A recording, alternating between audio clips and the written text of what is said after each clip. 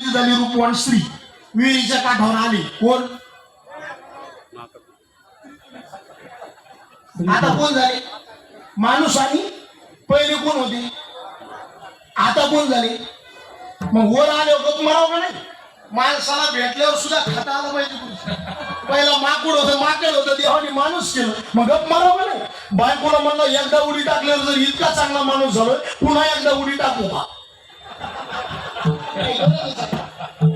बायको म्हणली तुमच्या पाया पडते पण आता काय उडी टाकू? कोणाला म्हणली?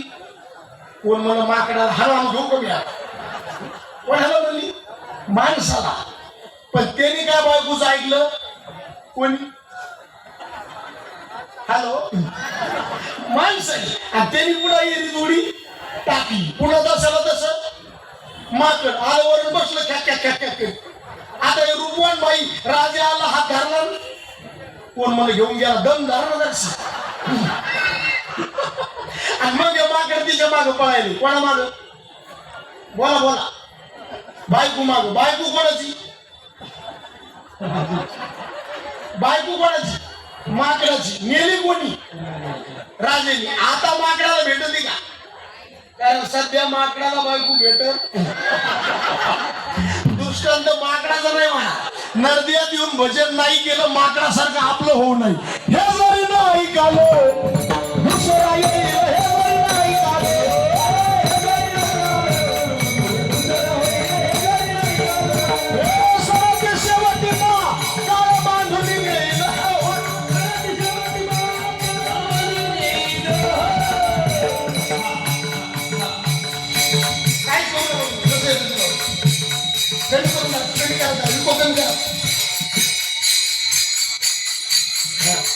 पिंगळा महाद्वारी बोली बोली तो देखा पिंगळा महाद्वारी. पिंगळा महाद्वारी बोली बोली तो देखा पिंगळा महाद्वारी. हे वंशावळीला तुम्ही सावध राहावे. बोला बोला. वंशावळीला तुम्ही सावध राहावे.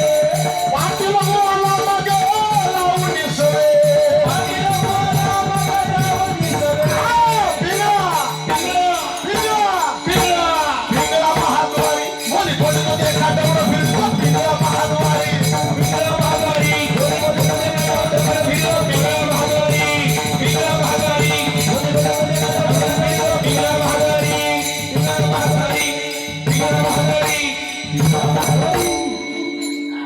म्हणजे ही वेळ गेली. आमचं जर नाही ऐकलं तर पुढची वेळ तुम्हाला अशी येईल.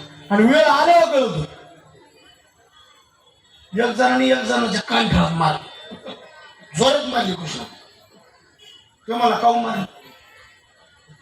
ते मला हे मला 4 वर्षापूर्वी गाडव म्हणला होता.